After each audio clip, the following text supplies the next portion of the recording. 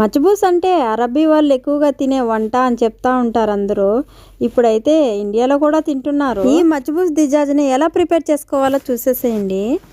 ముందుగా అయితే stove on చేసుకొని స్టవ్ మీద ప్యాన్ పెట్టి ప్యాన్లో ఆయిల్ వేసి ఆయిల్ హీట్ ఎక్కిన తర్వాత కట్ చేసుకున్న ఆనియన్ ముక్కలు, బిర్యానీ ఆకులు, యాలక్కాయలు, చెక్క, లవంగాలు, అలాగే బ్లాక్ లెమన్ కూడా వేసాను.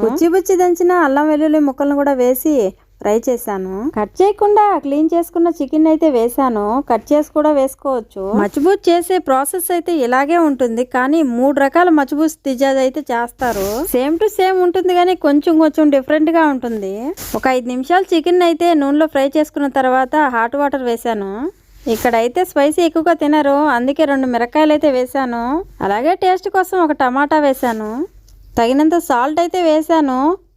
టేస్ట్ కోసం అయితే క్యూబ్ మాజీలు అయితే 2 వేసాను. చికెన్ మునిగేంత వరకు వాటర్ వేయాలి, ఎందుకంటే చికెన్ ఈక్వల్ గా ఉడికిపోతుంది. కువైట్లో చికెన్ ఎలా ఉంటుందంటే 2 కోళ్లు కలిస్తే గానీ 1 కేజీ ఉండదు, అంత చిన్నవిగా ఉంటాయి. చికెన్ కదా గంటల ప్రకారం ఉడకనివ్వాలేమో అనుకుంటారు, ఖచ్చితంగా 30 లేదా 40 నిమిషాల్లో ఉడికిపోతుంది ఈ చికెన్.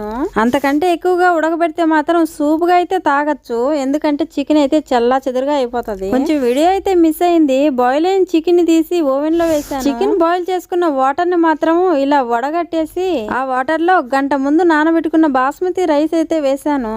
సాల్ట్ ఉందో లేదో చూసుకున్నాను. యాలక్కాయలు, లవంగాలు, బిర్యానీ ఆకులు, 2 నిమ్మకాయలు కూడా వేసాను. Black lemon. ఓవెన్ లో అయితే చికెన్ వేసాను, కానీ కొంచెం కలర్ అయితే వేసాను, ఎల్లో ఫుడ్ కలర్. అలాగే కొంచెం ఆయిల్ కూడా వేసాను. ఓవెన్ లో పెట్టేశాను. రైస్ అయితే ఆల్మోస్ట్ 80% కుక్ అయిన తర్వాత ఇలా మిరపకాయలు అయితే పైన వేసాను, ఎందుకంటే మిరపకాయలో నుంచి వచ్చిన స్మెల్ అయితే అదిరిపోతుంది మచ్బూస్కి అయితే. ఇలా ఆల్మోస్ట్ 90% కుక్ అయిన తర్వాత పైన అయితే కొంచెం ఫుడ్ కలర్ అయితే వేసాను. కువైట్లో మచ్బూస్ చేసేవాళ్ళు మాత్రం మచ్బూస్ చేసేటప్పుడు కొంచెం ఆయిల్ ఎక్కువగానే వేయండి, ఇక్కడ ఎక్కువగానే ఇష్టపడతారు. ఎవరో డైట్ చేసేవాళ్ళు మాత్రం ఇష్టపడరు. ఓవెన్ లో ఫ్రై చేసుకున్న చికెన్ అయితే అన్నం మీద వేసేసి అల్యూమినియం పేపర్తో క్లోజ్ చేయాలి, ఎందుకంటే చికెన్ అనేది సాఫ్ట్గా వస్తుంది.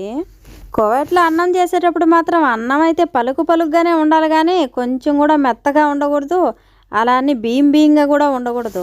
మచ్బూస్ అన్నం చేసేటప్పటికి హర్షు అనేది ఖచ్చితంగా చేయాలి. అయితే క్లారిటీగా తెలీదు, మీకు తెలిస్తే కామెంట్ చేయండి. ఈ హర్షుని అయితే ముందుగానే ప్రిపేర్ చేసుకున్నాను. మీకు వీడియో కావాలంటే షార్ట్ వీడియోలో నేను వీడియో అప్లోడ్ చేస్తున్నాను, చూసేసేయండి. కువైట్ లో మచ్బూస్ దిజాజ్ నువ్వు ఎలా ప్రిపేర్ చేస్తావా అని ఒక ఆమె నన్ను రిక్వెస్ట్ చేస్తూ అడిగింది వీడియో చేయని. ఛానల్ మొత్తం చెక్ చేశాను, మచ్బూస్ చికెన్ ఎలా తయారు చేయాలో లేదని వీడియో అప్లోడ్ చేయమని చెప్పింది. చికెన్ ఫ్రై చేసే విషయంలో అయితే ఓవెనే అవసరం లేదు, ఆయిల్లో కూడా ఫ్రై చేసుకుంటారు. కువైట్కి రావాలి అనుకున్న వాళ్ళకైతే ఈ వీడియో చాలా ఉపయోగపడుతుంది. కువైట్ లో వంట చేసే వాళ్ళకి మాత్రం జీతం చాలానే ఉంటది. అన్నం అంతా ఇలా రెడీ చేసుకున్న తర్వాత హాట్ బాక్సుల్లో అయితే ఇలా ఈ విధంగా డెకరేట్ చేయాలి ఖచ్చితంగా.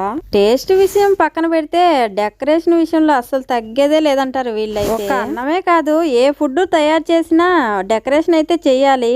వాళ్ళకైతే రెస్టారెంట్ లో తెచ్చిన ఫీల్ అయితే రావాలి ఆ డెకరేషన్. కువైట్లోని వంటలు ఏ విధంగా ఉంటాయో తెలుసుకోవాలనుకుంటే మరిన్ని వీడియోస్ కోసం మన ఛానల్ తప్పకుండా సబ్స్క్రైబ్ చేసుకోండి. వీడియో నచ్చితే మంచిగా ఒక లైక్ ఇవ్వండి. ఈ వీడియో అయితే కొత్తగా గల్ఫ్కు వెళ్తున్న మన తెలుగు వారికి అయితే షేర్ చేయండి. Thank you for watching.